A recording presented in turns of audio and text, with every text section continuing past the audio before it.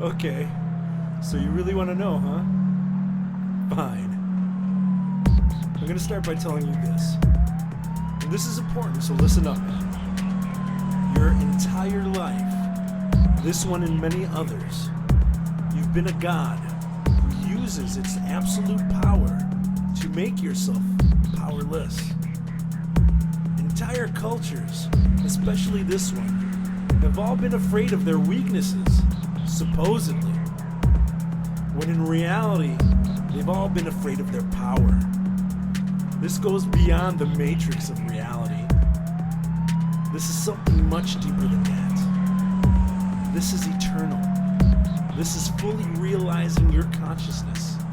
This is infinite. This is evolution. This is our divine right.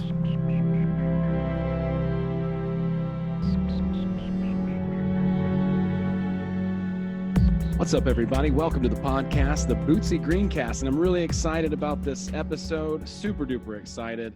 I want to first thank my folks I'm working with, who I'm really excited about. Content Safe. Now, this podcast, even if YouTube drops the hammer on it or whomever, if that happens, this podcast is now going to be on LBRY, Odyssey, BitChute, Brighteon, Float, Rumble, Minds, NewTube, all over the place. And so, folks out there on YouTube, you're getting throttled down no matter what your message is. There are alternatives out there, and Content Safe is providing distribution for people. So if you're interested in that, get in contact with me. I'm happy to help you there. Folks, today I have an amazing guest, and I'm super duper excited to introduce you to the ideas and the philosophy of Mr. Voluntarist Keith Knight. Keith, thank you so much for taking the time to come and chat with me. Welcome to the podcast. It's a pleasure. Thank you for having me. And thank you, more importantly, for leading by example and putting your stuff on alternative media networks so we can not have all our eggs in the YouTube tyranny basket. Absolutely. Well, you know what? They won't be alternative for very much longer, to be honest, Yeah. if YouTube keeps up doing what they're doing. Because, I didn't even make political content. I know a lot of people in the YouTube sphere, they don't even worry about that kind of stuff. They don't even go near that. There's comedians being censored. What world do you live in where your job is to lie? You do it well, and then you get punished for doing it well. You lie. It just makes no sense. So, Well, I guess Anthony Fauci would be the name of the guy who has that job. Come to think of it. yeah, there's a lot of politicians out there for sure. Well, I'm really excited. Like I was saying earlier to you before we came on air, you really inspired me. One day I was like bummed out, just kind of laying on my couch, like, whatever, blah, blah, blah. And I started watching, YouTube videos down the YouTube rabbit hole, which is not as interesting as it used to be, as we earlier pointed out. But I was able to connect with one of your interviews, and I just loved your energy. I liked what you had to say. You were referencing, I think, Larkin Rose's work, The Candles in the Dark, and talking about that. I have read all three of Larkin's books about a few years ago, and they had a very drastic impact on me in the way I view the world. I don't know that a lot of my, base of people who I interact with here really understand the implications or have really even thought that much about the philosophical foundations of how we organize society. But I think you are an excellent person to come on and talk a little bit about this in the context of how should we interact with each other? How should we model society? What should it look like, spiritually, from a moral perspective? Because voluntarism or self-government, government or governance is something that gets glazed over, I think, in this world, but it's not something that we really often do a deep dive into. Absolutely. I would say that the root of all issues is the problem of social order, which more or less is a conflict over scarce resources. I want to do X with a certain thing, and you want to do Y with a certain thing. So let's just use our bodies. Now, people might not grasp that this is almost the perfect example, because the issue of slavery has been going on since, well, the research I've done, it's like 3100 BC. And there's like this law code about how to treat your slaves and what slaves can and can't do. So we sort of start with the idea of who owns whose body. Now, you can take a lot of approaches to this. You could say, well, bodies are owned by the democracy, so we should vote on who gets to do what, and whether or not you get the job is dependent on if you get the most amount of votes. Or you could say we have a monarchy, the king decides what people do, or maybe it's a limited monarchy. He decides some of what you do some of the time. Another philosophy of self-ownership is called libertarianism or voluntarism. And this says that the fundamental starting point is each person owns their own body. This means with regard to others, you have a better claim to your body. You feel the pain, you directly control your body. Only you can indirectly control my body by first directly controlling yours. The understanding of this is so vitally important because it rules out slavery. It's what could have ruled out slavery intellectually thousands of years ago. It is something that rules out the draft or conscription, and it's also something that the very implication of allows for voluntary interaction. So if A and B want to make an exchange, whether they're bartering, you clean my house and I'll fix your TV, or we're trading property, for another party, C, to coercively involve themselves in the voluntary interaction is for that person, C, to say that I have a better claim to the bodies of the people in this voluntary interaction. Now, if one person's raping another, well, they're not appreciating or respecting the self-ownership principle, then you would be justified in interfering. But so long as we're dealing with consenting adults, we basically say that anyone can do whatever they wish so long as they are not initiating aggression or physical interference with another person. This, I think, is the foundation of what it means to be truly spiritual, truly knowledgeable, and truly moral. It allows for the widest range of people to achieve their goals in life, to pursue their happiness, to read the books they want to read, to talk about the things they want to talk about, to spend their time doing what they want to do without initiating aggression or physical interference that is uninvited with other people. That is the foundation of the ideology that I promote. It's like I said, voluntarism and libertarianism, and even the word anarchism is generally used to describe this idea. Cool. So as long as people are interacting in a way that they all agree to, then no violation, no harm, no foul, basically, is the basic kind of gist between individual people. Is that correct? Correct. It's hard to say something like, so long as no one's harmed. Well, when a woman breaks up with her boyfriend, that guy sort of is harmed. And if, I stop showing up to work and I quit, well, my coworkers are kind of harmed there. So dealing with just the no negative effects idea doesn't really get at the heart of what it means to respect people as human beings. However, the self-ownership principle says, even if it makes you very sad or very happy, I still have a better claim to my body and I have the right to do what I want with it. So if I want to watch Everybody Loves Raymond and listen to My Chemical Romance, as I do many times, well, that's something I have a right to do.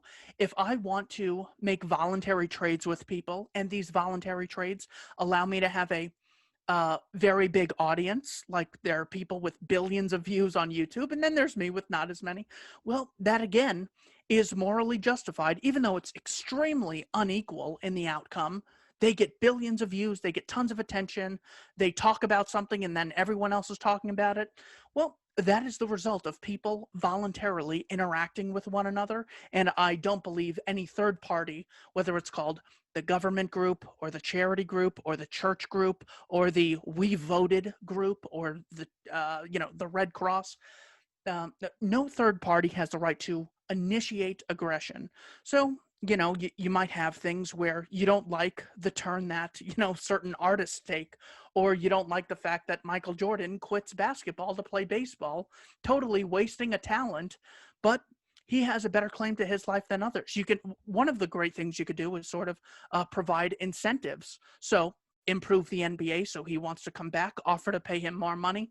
Money tends to be the major incentive in modern society, doesn't always have to be forever. But so these are, this really gets us into another very spiritual way of looking at each other as ends in and of themselves. Because if I just own other people, well, then they're really just sort of inconveniencing me every time they pursue their own happiness, they pursue their own interests. So in order for me to get what I want out of someone, I have to offer them something of value in exchange, unless they're just doing it for me because they like me. So in doing so, I will try to offer value in return. So what we get is, instead of me benefiting at the cost of you, I can only benefit if I also benefit you, and vice versa. So we then get an interconnected web of the human race, constantly benefiting value for value in these exchanges, making us all wealthier, as opposed to one group trying to violently dominate the other and everyone else becoming bitter, which is the root of all politics. It's amazing. You can fight, like, you can spend like years advocating for your candidate, and then they finally get in and you're still just as pissed off as ever. It's like the Republicans had like the House, the Senate, the presidency, and they're like, well, the damn left is still running the media, which is true. And then, you know, the left gets Obama and the Democrats in Congress and the Senate and the House, and they're just like, oh, these damn religious zealots. So religion is a perfect segue to explain how conflicting views, you might immediately see conflicting views and say, oh, this is going to be a conflict because, you know, one guy wants Christianity, the other guy wants Mormonism, someone else wants Islam. They're just going to fight to the death. However, if we recognize the self-ownership principle, we can say none of these three have the right to initiate violence against each other or any peaceful interactions. But what they can do is trade with other people to make Qurans and then spread the view of Islam. And everyone else can do that. Now, if you had a state that was voting on what the best religion is or regulating religion, so we all had the, quote, right religion, well, then we'd all be at each other's throats. Because if you win, then I have to practice your junk religion. And if I win, you have to practice mine. However, if you embrace the self-ownership principle, it allows people to live their fullest lives without initiating violence against other people. They certainly will value this in the religious realm where, you know, the average, let's just use Christians as an example. They will say, you know what, I really want you to read the Bible. I want you to go to church. I want you to do a lot of these things. However, you still have a better claim to your body and your time and your property than I do. So I'm going to offer it to you. I'm going to go to your door. I'm going to knock. I'm going to convince you, but I'm not going to force you. However, when it comes to the state, they're like, yeah, you need to chip in for this, for the welfare state and the warfare state, or bad things might happen. It's like, hold on, you're going to let me burn in hell for all of eternity if I don't go to church, but you're worried bad things might happen if I don't chip in for, you know, government schools or something? This is a total contradiction.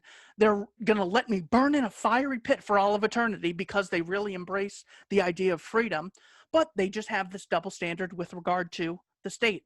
So really, what we're getting at in this philosophy of freedom and spirituality is a philosophy of consistency. Just as something is scientifically true if it can be proven to be consistent, something is morally true and morally legitimate if it can be consistently applied. So let's take the theft principle. You know what? I'm joining Antifa. Forget the government. I have a right to steal from you. Okay, well then people have the right to steal from me, and then everyone has the right to steal from everyone, and no one owns anything. This is literally a contradiction, because for me to both own this and not own it at the same time is a contradiction. So all we have to do is think consistently, hold groups to the same standards we would hold any other person or group of people or institutions, and that's how we can have a just understanding of what separates freedom from tyranny and spirituality from mind control. Oh, that's really, really good. Yeah, I think in a lot of senses, hypocrisy is glaring, but somehow we don't see it. You know, it's like the old saying is that the obvious is unseen. And in a lot of like group movements specifically, it doesn't even have to be spiritual, but in a lot of group movements, it's like, you know, you want to do what's best in the best interest of the group. Well, that's really a good intention to have, but there's also boundaries, you know, like in the world that I live in, what we want to experience and what you're sort of talking about in society is finding a way to institute win-wins even between people and how they decide to interact and how they want to organize themselves and do as they wish. It's like we have this yearning, I think, on the inside of us for freedom, for love, for truth, for depth, and, you know, all these super esoteric, beyond the physical sort of intuitive truths. But I don't know that we always know how to express it or wrap our minds around what that is. You know, I can remember many years ago when I started considering some of these ideas and trying to understand what freedom was. I had heard all the quotes by Thomas Jefferson or whomever, right? Like whatever. And a lot of people love to just jump on that and be like, well, they were slave owners, you know, which is just disqualifying the argument by saying that the person was bad. I don't care who said it. I just care if it's accurate or not, personally. But anyway, when I just walked around all of that. But the point being that I feel in my soul, in the deepest part of me, this yearning or this desire to express and to allow freedom in the world. But it's always been like contradictory as to how to apply that in the world and in society. We're so used to, we come up in the school system, for instance, we come up in these organized, forced situations in society, and we don't think about it because it's right here. And it's just exactly how it's always been. And why would we ever even consider the fact that it could be different? What got you started like asking these questions? I think it was, I was really into supporting Obama in 2008 when, you know, just listening to my grandparents talk about politics whenever we'd go to Sedona. And then I had heard Glenn Beck make the argument that the reason Obamacare was, something that shouldn't be supported is because there was something called the individual mandate, which forced you by law to purchase something against your will. And I said, well, regardless of the economic effects, you shouldn't be forced to purchase something against your will if you don't want. Maybe it's good for you, maybe it's bad for you. Well, maybe going on the treadmill and less In-N-Out Burger for me is the best thing. But if it's my choice, it's my body, it's my life, you can offer me incentives, offer me an alternative, please, or whatever.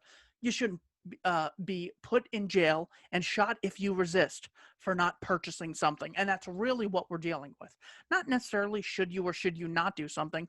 We're talking about should you not obeying this edict render you in prison, and if you resist going in the cage, you are shot if you resist. That's literally the law for everything.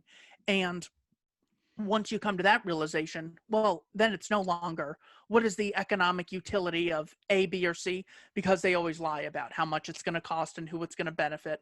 Because when someone else is spending someone else's money on somebody else, it's never going to be economically efficient. So, so when you get to the heart of the issue, because look, it's impossible for a group of people, let alone government, to steal trillions every year and not benefit anyone.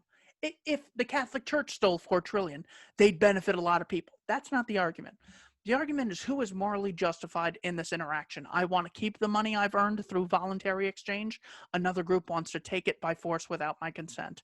In that case, obviously it's me, the rightful owner. So essentially what I did is I just took this principle of it's wrong for people to be forced to buy Obamacare. I just applied it to, well, what about Medicaid or Medicare or Social Security or foreign wars? If you think they're based on lies and it's wrong to kill innocent people, well, regardless of how it's funded, you don't have a right to do that anyways. But let's just say there's some sort of aggressive operation that you do not support. Should you be forced to fund it against your will? So my answer is no. Under extreme circumstances, you can, is the starving woman morally justified in stealing bread? Well, in that case, we actually have a direct correlation between her act of theft, putting the food into her mouth, and her being fed. With the government, you just have people stealing trillions and then it going to places where you could never find. So the difference is that you don't actually have the solution of people get fed as a causal result of the theft, which justifies the theft in the first place. Either way, it's still theft, and I think she would owe whoever she stole it from restitution. Um, Long story short, it's just about holding that group of people called government to the same standards you would hold this group of people, the Mark Passio What on Earth is Happening group, or he's starting a new group called the Great Work Network. So we have two groups of people. Now they're different in size. Size is not relevant to morality. They are different in how long they've been around, which is just another arbitrary aspect. They live in different places, Washington and Philadelphia. Again, all these are just arbitrary technicalities. There is no principal difference between this group and that group initiating aggression to achieve their ends. Sometimes it is okay. I mean, under extreme examples, like guy takes out insurance policy on his wife. She goes missing the next day. There's video of them walking together and then him alone. Well, maybe in that case, I'd feel justified in breaking into his house and interrogating him. But notice, I didn't say I'm therefore justified in stealing always, no matter what, and only I can do this. No one else has the right to do this. Therein lies the difference between, well, what about this, lifeboat scenario of when aggression might be justified? Sometimes it is, sure. And sometimes it's okay to kill an innocent guy named Vladimir Lenin in 1916 because you know what he's up to. But that doesn't justify, me being held to a totally different moral standard always from here on out, which is what government is. It claims to be the authority. It has the right to coerce other groups. No other group has the right to coerce it. It coerces others, and that's just the law. Other groups try to coerce it, and it's by definition terrorism. Literally, if it's I'm gonna put Governor. Oh gosh, what's her? There are a few guys who tried to imprison Governor Whitmer for her unconstitutional, immoral executive actions on the lockdown, and they were arrested, even though that's what government does all the time. They imprison people for, alleged unjust actions. This is actually an unjust one, but they weren't allowed to do it. Again, we have one group of people claiming the right to do things no other group in society has the right to do. And of course, there was an FBI informant on that one, as there is in every single one. They initiate the conflict every time. There's a great book called The Terror Factory by Trevor Aronson. 14 of the last 22 major FBI, we caught the terrorist operations. 14 of the last 22 were actually started by the FBI. That's according to the New York Times section. And I've documented this in my video, What I Learned from Alex Jones, a tribute. So if you want to watch that, that is me missing the old Alex Jones because the new guy is just a blind Trump supporter, unfortunately. So yes, that is my long, annoying way of answering the general criticism of, well, in extreme circumstances we can initiate violence. Sure, sometimes, but hold the principle consistently to everyone, and you'll be able to determine whether or not you really are performing a just or unjust action. Yeah, that makes a lot of sense. It's eliminating contradictions at that point, right? You're using the trivium, as Richard says, and it's a very simple idea to use something like that, but we don't often apply that idea. It's input, processing, output, or grammar, logic, rhetoric, eliminating the contradictions. And again, here's how I feel about it. If you're hungry and you need to eat and you steal bread, is it wrong? Fuck yeah, it's wrong. It was always wrong. Doesn't mean you don't do it. You know what I mean? Sometimes you just do it. Does that person owe restitution? Yeah, very, very likely. But let's think about the situation when that usually happens. It's probably going to be a situation where that person was denied access to the resources to either have bread or make bread or what have you, which is probably some sort of government, type of thing in most of those situations. So basically you're boiling morality down to this. We own ourselves, we own our body. And at that point, since we do own ourselves, then you're making the assumption that we have the right to what it is what we create with our labor. As a result of that, that's our property, and that by that standard, then basically you could boil down wrongdoing to theft at that point. Is that correct? Yeah, I wouldn't say we necessarily own our the product of our labor. I could think of a lot of people who volunteer who don't own whatever they complete. I remember there were a lot of people going to Haiti and going to Katrina. That was very nice of them to build houses, but they don't own the houses. The reason they don't own the houses is because they voluntarily contracted to build the houses for maybe $1, maybe for a meal, maybe because they just wanted camera time, maybe just to do something because it was, in their best interest to do so. So I think the root of morality, again, is consent. The distribution of resources, that whatever occurs from that, they can be so widely distributed that I think owning the product of your labor does not necessarily result from owning yourself, because, like I said, you can have different contracts. But yes, you're correct in that consent is at the root of morality. It is what differentiates sex from rape, murder from, a just killing of an aggressor, and trade from theft, and home invasion from inviting someone over for dinner. Again, we see consent at the root of all these things. It really is more or less about theft and not stealing, because to murder is the ultimate theft, the taking of life that you're not justly, that you can't justly take. So, for example, I could kill an aggressor, but for me just to kill someone because they spoke ill of, Dave Matthews Band, which, as much as, I sometimes want to, I'm not justified in that. So that would be a moral difference, because in the same instance, I'm both ending someone's life. The difference is whether or not I am justified, and the justification differs whether or not they're violating the consent or self-ownership of other people. So yes, I agree with you. Consent is the root of morality. That doesn't mean only consent matters. For example, if I have the consent to, marry a woman and she consensually stays with me, well, I could still be manipulative. I could still be deceptive. I could still be emotionally manipulative. I could still, try to get her to do things and be very pressuring. And certainly exploitation, you could generally categorize as taking pernicious advantage of someone's misfortune.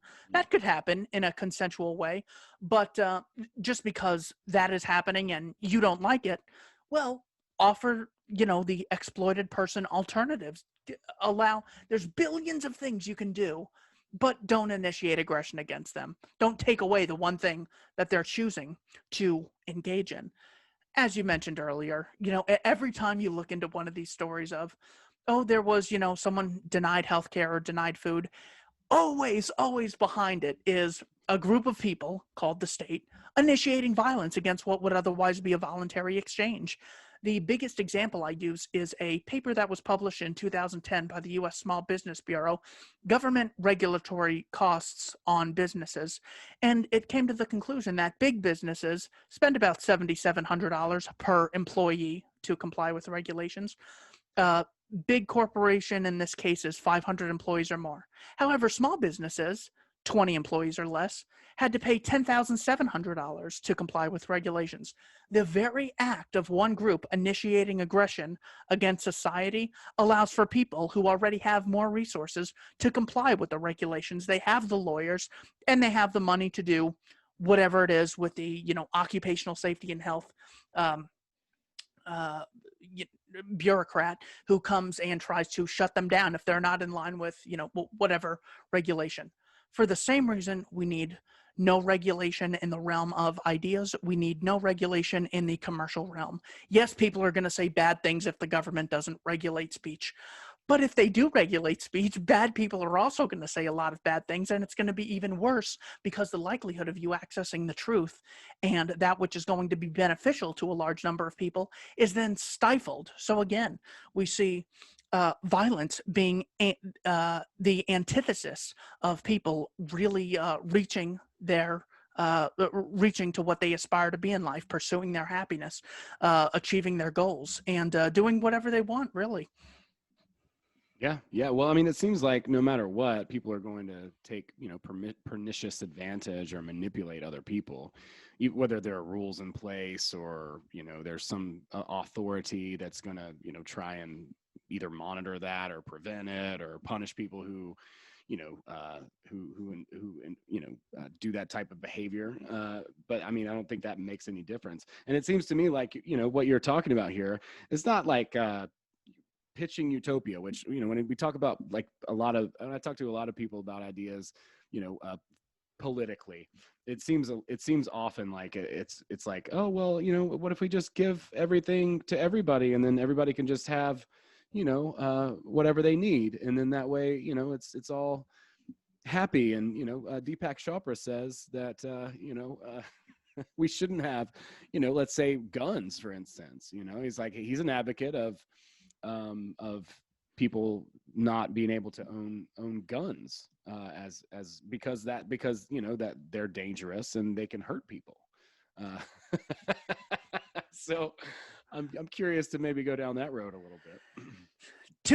Again, we can come back to the consensual aspect. So if I imagine the last wedding I was at, I'm not sure if it would have improved the well-being of, the guests if everyone was fully armed, but maybe it would have. Maybe some people should have been.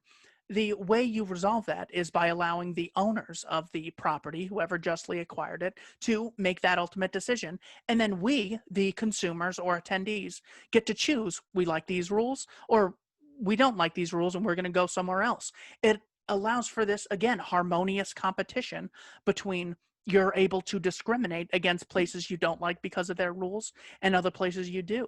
There are people who spend thousands of dollars on rounds at the gun range, and there are people who would never want to touch a gun ever under any circumstances. The great thing about the freedom position is it allows for both views to flourish, where you can just not be around guns. However, the average person, I haven't looked at Deepak Chopra's position on this, but a lot of people will say something like, well, I'm against guns, therefore I support gun control.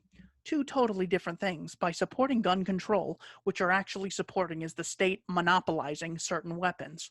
What they will do if they find out you have, let's say, an AR-15, is they will, according to the law, they would come to your house to confiscate it, as they did in the case of the Branch Davidians in Waco, Texas. The original charge that they came there for was, selling unlicensed guns. Did the same thing to Randy Weaver. He allegedly, sold a shotgun that was sawed off by a 1/4 inch to an ATF informant. So what they do is they come with their guns that, of course, they have. No rules for them. Anyone can get, they have billion-dollar budgets. They will then say, well, hand us the gun. And if you don't comply, well, that's why do you think they brought their guns? Just because they love carrying them around for show? No, they will literally kill you at the point of you not obeying their edict. That's literally just what it means. It's not a request. It's not I think you should be safer, so here's 10 ways on how to safely use firearms. It can't be about safety when you claim the right to monopolize that very thing. Again, just hold that principle consistently. Russia should invade America and disarm citizens for the greater good because they believe in gun control. Well, giving them a monopoly on guns doesn't mean we'll be more safe. Maybe they're going to enact tyranny that'll make all of us less safe. Even if I'm bad with guns, that doesn't mean you have the right to violently disarm my neighbor. So, the UN or Russia or China or anyone can, keep us safe from, whatever negative things might occur as a result of gun freedom. So again, we have the non sequitur. Guns bad. Therefore, this group of people called the state has the right to forcefully disarm peaceful people, murder them if necessary in order to monopolize guns. How you get from A to B is a complete non sequitur logical fallacy. So if you don't like guns, best thing you could do is to embrace a philosophy of libertarianism where you have the right to disassociate with people who value gun culture, or say, you know what, I'm only, even if you are into guns, I'm only going to hang out with you if you're not armed, because I just don't feel safe and it intimidates me. No one on my property is allowed to have any guns. Now, how you defend that property without guns, whatever, we can get into that. At least you'll want to delegate some security to your property, but hey, all we're dealing with now is whether or not you have the right to possess something that no other person or group of people have. When it comes to nukes, I got to say, this is a tough one. I would almost say that I think nukes would almost have to be illegal under any society, but that doesn't mean I believe one group should have a monopoly right on them. I think it would sort of be like murder. No one's allowed ever, under any circumstances. I'm not really sure how that would work, but then again, I have no clue how this mouse works. But thank God there's a free market to give us competing options, so we get the best result. So I'm not sure how private nukes would work, but certainly better than coercively funding them and getting them into the hands of psychopaths who constantly lie and are funded by theft. Yeah, I'm not a big fan of politicians, never have been.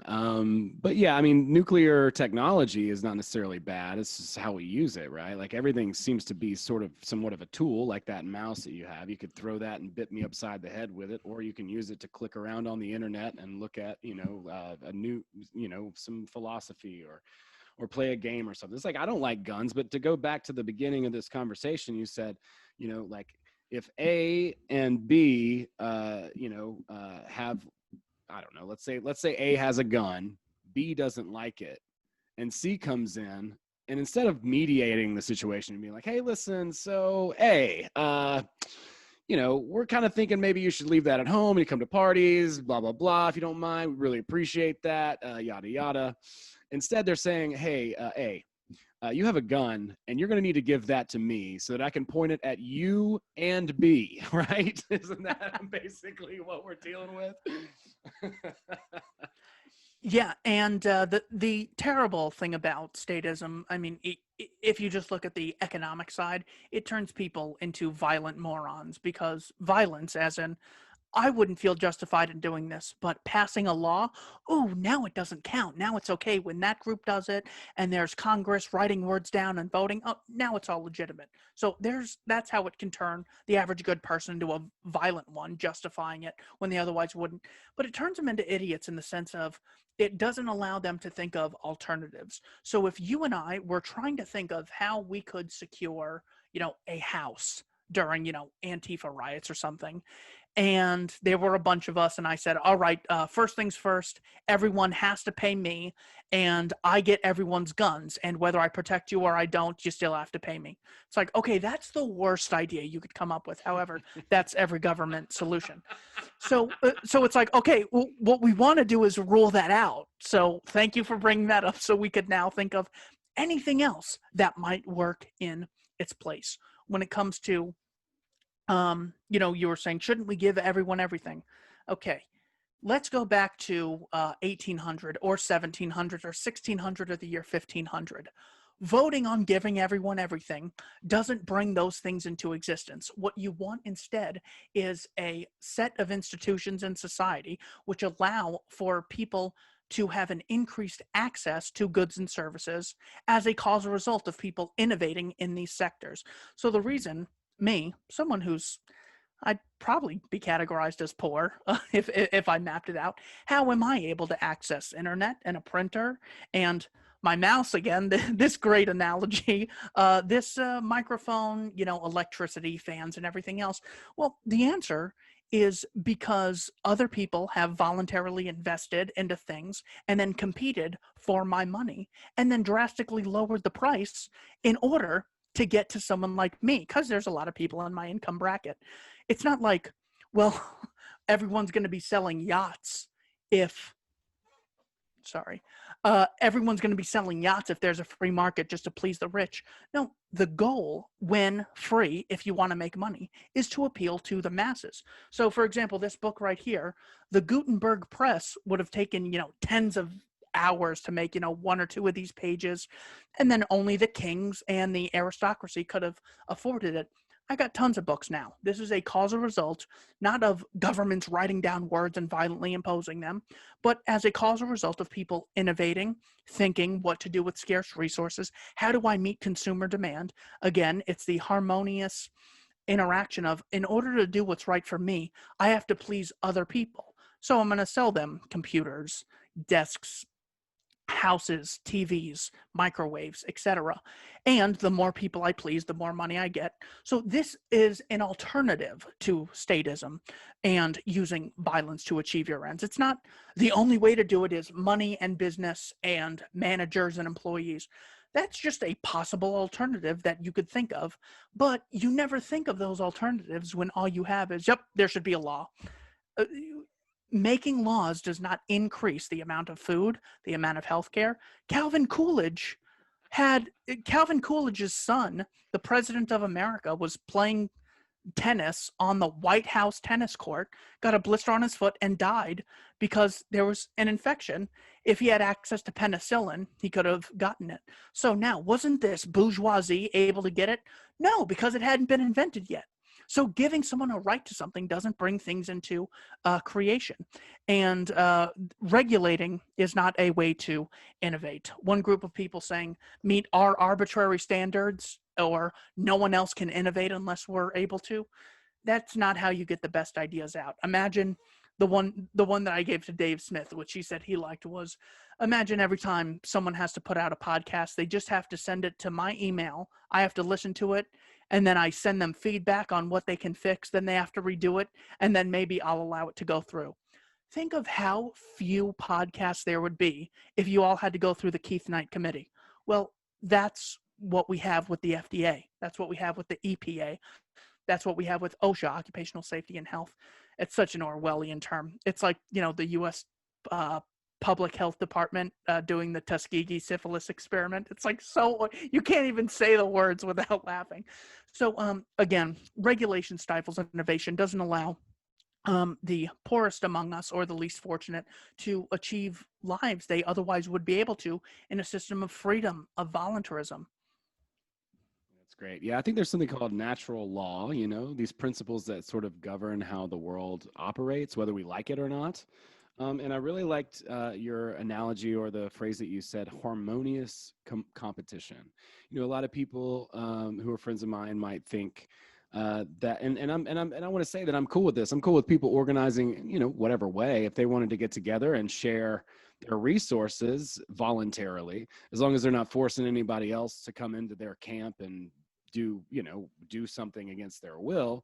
I'm like, yeah, sure, do whatever you want. But I really do like the idea of harmonious competition, not having, like you said, like regulating, certain practices, like instead allowing people's innovation to just freely, proliferate. Exactly. So if we take two examples, I'll just use TJ Maxx and Ross. So they are competing against each other. The average critic of free markets or voluntarism might say, this is dog-eat-dog competition, and it really pits people against each other, and it's terrible. Well, no. In the same way, the Lakers playing the Suns is competition, but no one's going to murder each other. It's sort of in good fun. Now, in order for Ross and TJ Maxx to compete with one another, they first have to voluntarily cooperate with millions of other people to rent or buy the complex, to make the signs to put outside their door, to get the electricity to light up the sign, to get the clothes, to get the hangers. The people who make the hangers have to eat, so they cooperate with the people who make the food. The people who make the food have to drive it somewhere. They cooperate with Discount Tire, who puts tires on their cars so they could transport it. You have millions and millions of people cooperating in this worldwide web of human innovation, that to say, the way to get wealth is to, redistribute it. if you would have redistributed everything John D. Rockefeller had, we'd all have equally, more or less, nothing. There was a great study where it's like, you know what, let's just take all the money from, the quote rich people, and we can fund the U.S. government for about 8 months. That assumes that they don't change anything. If they knew they were getting trillions more, they'd find an extra way to spend it, and it would not even be close to lasting 8 months. So, getting into the envious aspect of the reason I don't have some is because other people have more. It actually turns out the way to get a lot is for you to create value for other people, more or less, generally speaking. Yes, there are cases of luck and inheritance, but hey, parents working hard to make a better life for their kids. I don't see anything terrible with that. And, it's not exactly like the wealth is being hoarded. It's being lent out to people so they could buy cars and houses and they can do other things. Again, these are just possible alternatives that a way that you would look at, someone wants to get a car. Well, obviously we need to pass a car law. Well, no, there's other places that can lend them the money, or you could borrow a car, or you could walk, or you could get a bike. Those things were not the result of governments making laws. It was people innovating and allowing others to have more choices to fulfill their ends in life. Yeah, I mean, we could take like Uber or Airbnb, which for me was a really, really good service. I loved Airbnb for a while, up until the pandemic. We kind of like lost our ass, but up until then, it was really cool. One thing that I thought was kind of funny was like, wow, it's gotten to the point where resources are so scarce that we have to do what's called a sharing economy. It's like they were just been gobbled up. And I think that like corporations, for instance, like let's take something like Amazon, right? Or Jeff Bezos, who's got all of this wealth and all of this power through his basically monopoly, Amazon. How would we in your philosophy, like understanding these ideas, wouldn't that happen more often? Wouldn't more people be able to like capitalize on on what they have and create those monopolies? No. Perfect examples of this are Sears, Starbucks, MySpace, and Blockbuster. At every point, it was thought that these were going to be monopolies that we need to make laws against. Meanwhile, while they're debating about laws and everything else, competitors are coming in to out-innovate. The good thing also is that if you get someone like YouTube, a near, closest thing you could probably get to a monopoly, YouTube set the standard for how you could have great software and a great platform for how things work, minus the censorship. So BitChute and LBRY and, Odyssey, the extension of LBRY, and Minds.com were able to sort of copy and re-innovate and learn and build off that sort of thing. So allowing these places to flourish only to the extent to which they're voluntarily funded is a morally just thing to do. So look, I mean, if everyone decides to listen to Marshall Mathers and no other music is listened to, I don't want to live in that world. But I don't believe in initiating violence against peaceful people to have, more places to listen to. Nope, you can't listen to him this week. He has too many listeners. If people want to spend their money on places like Amazon, whether they want to spend 1 penny or $1 billion, if it's their money that they've rightfully acquired, they have a right to do so. Amazon has the right to reinvest, make better products and services that more people could buy. The central point here is that people have the voluntary choice to stop everything with Amazon tomorrow. Also, Amazon helps a lot of small businesses sell things online. And also the reason that they've drastically grown so much is as a cause of result of government lockdowns, not because people just wanted to purchase more from them. Anyway, so again, back to the research that I mentioned earlier, big businesses actually pay less per regulation than smaller businesses, which creates these oligopolies and these monopolies. I think Amazon accounts for, something like 17 or 18% of all retail sales in America. So it's not something terrible that we should really fear. But again, I mean, as much as I don't like, Walmart's being everywhere and Amazon's, the reason they got big is because they made products and services available to poor people that they never would have had access to otherwise. And they've given like tens of millions of people jobs and incomes. I haven't given anyone a job, unfortunately. Well, I actually did one, but that didn't work out. Again, I tried a landscaping business for some time. It went under. But again, they only have as much power as you can, as the masses can sort of consent to. And this gives them the ability to withdraw that consent at any time by going to a competitor. So no, monopolies not only would, they're much less likely to exist.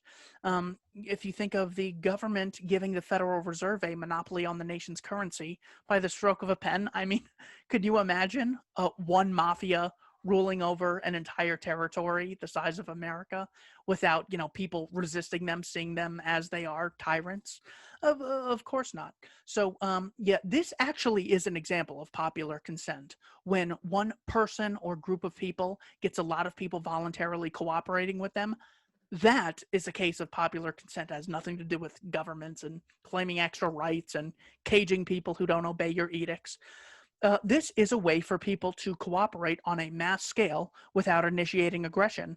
Now, I don't love Amazon. I don't love the Walmarts or the Targets or anything, but it's far superior to have that rather than Bezos having the right to initiate aggression by executive order against us. Because as bad as, his technical power is now, don't give him a state that he could access and then have power to, because well, then everything bad about him would be drastically amplified. The obvious example is Donald Trump.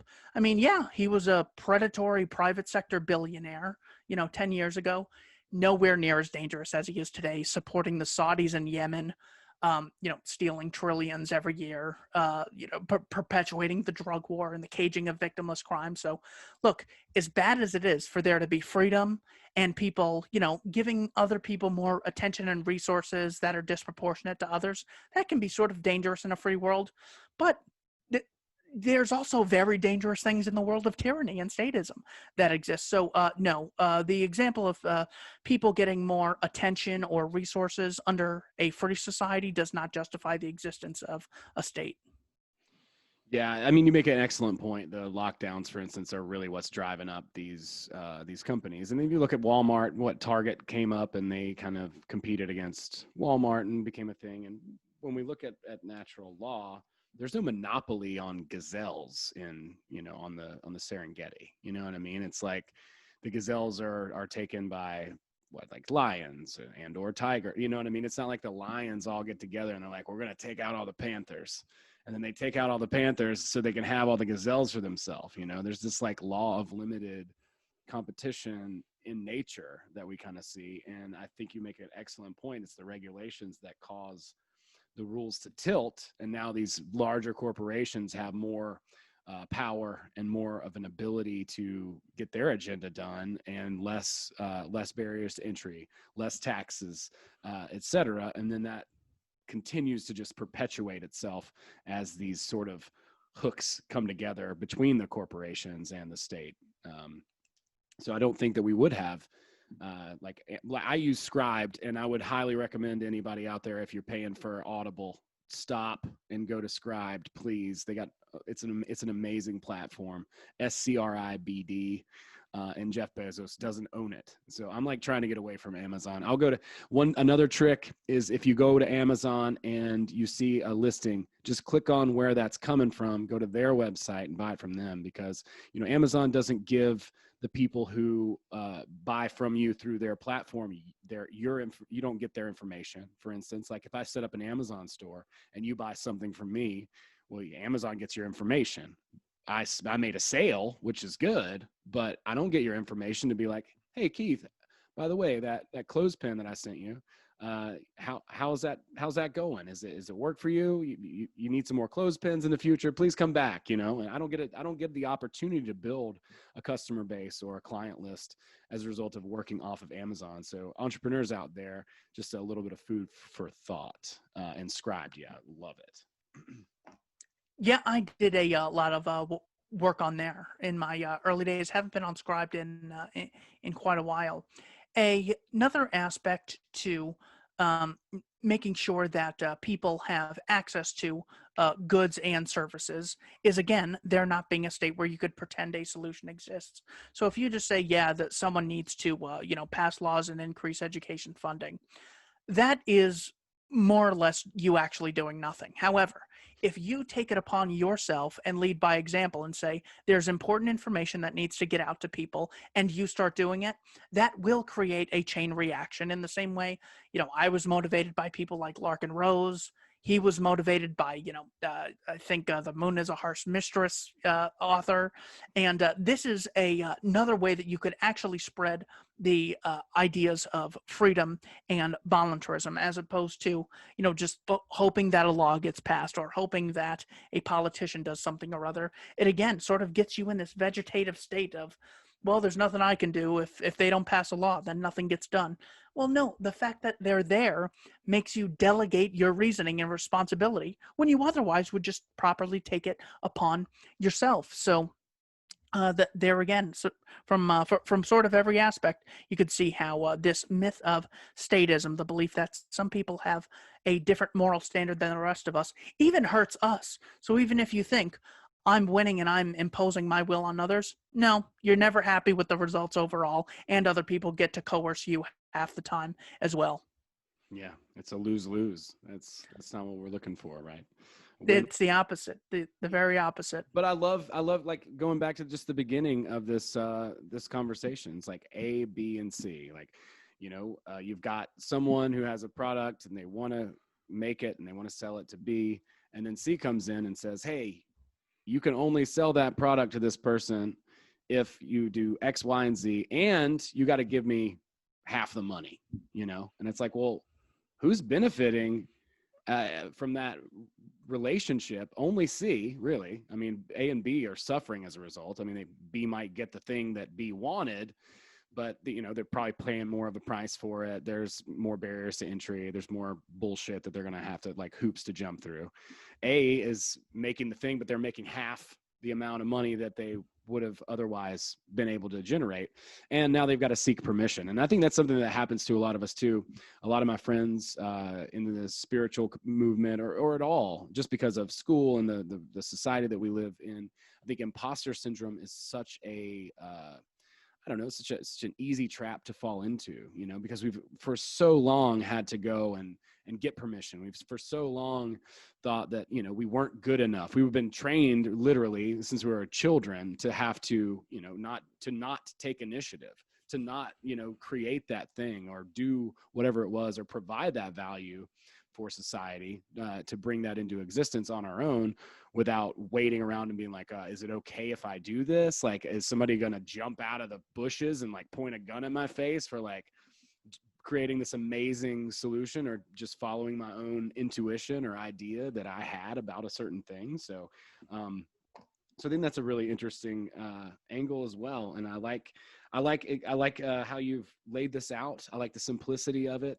Like I said, I think most of us, there are sociopaths and psychopaths out there, of course, but I think the majority of us have this feeling inside of us that's like, hey, I want people to be able to express themselves. I want people, that's where good art comes from. I want people to be able to, live whatever way they want to. That's where like great ideas and innovations come from. It doesn't obviously come from force. Like, for instance, if let's go back to A, B, and C, me and you are working together just as A and B, and we're like, hey, so what are your skills? And I'm like, oh, well, what about this? And then we start pitching and riffing and joking and making stupid ideas, and then all of a sudden, boom, something hits, and we're like, man, you know what? Let's try it. Let's try that.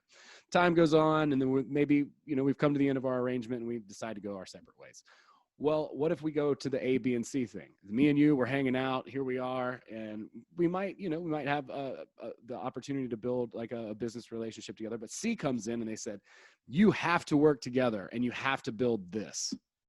And so now our excitement, our curiosity is completely quelled. We have no passion for whatever it was. There's no freedom of movement. There's no inspiration. It's all completely gone because C came in and told us what we were going to do, instead of allowing us through our own devices and amazing human tools that we naturally possess, to just go on a journey together, to have an adventure.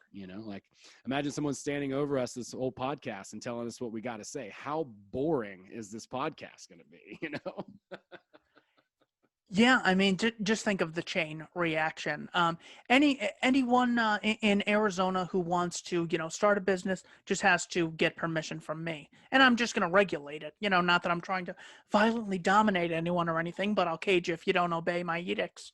Well, what's going to happen? Okay, we're going to get far less innovation. Because we get less innovation, we're going to get fewer products and fewer services to a smaller number of people. Fewer people are going to have access to things they otherwise would have access to. Well, when you drastically limit the supply, you're increasing the demand, which is going to raise the price even more, giving even fewer people access to products and services, meaning they'll have to work longer hours at wherever they're working to get access to food, water, shelter, printers, if they even have time for something like that.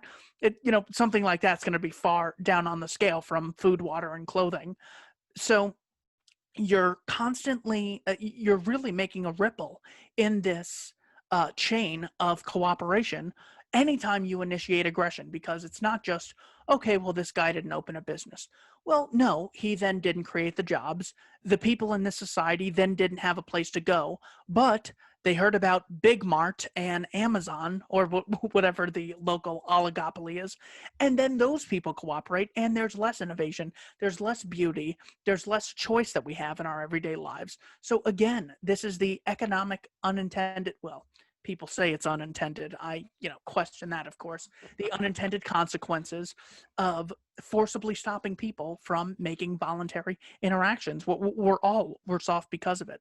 So yes, unfortunately, it goes steep. But because this is a philosophy that sort of had some people in the 1860s with a guy named Lysander Spooner, and then there was a bit of a dry spell. You had people like Frederick Bastiat in 1850. Am I just making up these numbers? I feel like that's actually right. The likelihood of them both being 1850 is so slim. 1860s, in France, you had Frederick Bastiat. In America, you had Lysander Spooner. They were actually advocating these natural law principles and saying, there's two ways to achieve your ends. There's plunder and productivity. Henry Hazlitt said the economic means of win-win, voluntary exchange, and the political means of theft and aggression.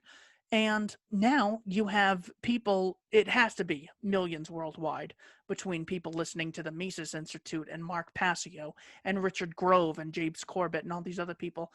The fact that we've gone from very few people, think of the times of the pharaohs, how few people were talking about it then. So, as pessimistic as it is through this whole thing, please don't forget about the war on terror, where that was a time where people said government can do anything. We can throw freedom out the door. There was the financial crisis where they said the same thing. There was Saddam invading Kuwait. We have to fight the next Hitler and give the state all this power. There was the Cold War where they said, government can have unlimited power to defeat the people because their government is too big and they have communism. Well, that defeats the purpose. There were 2 world wars.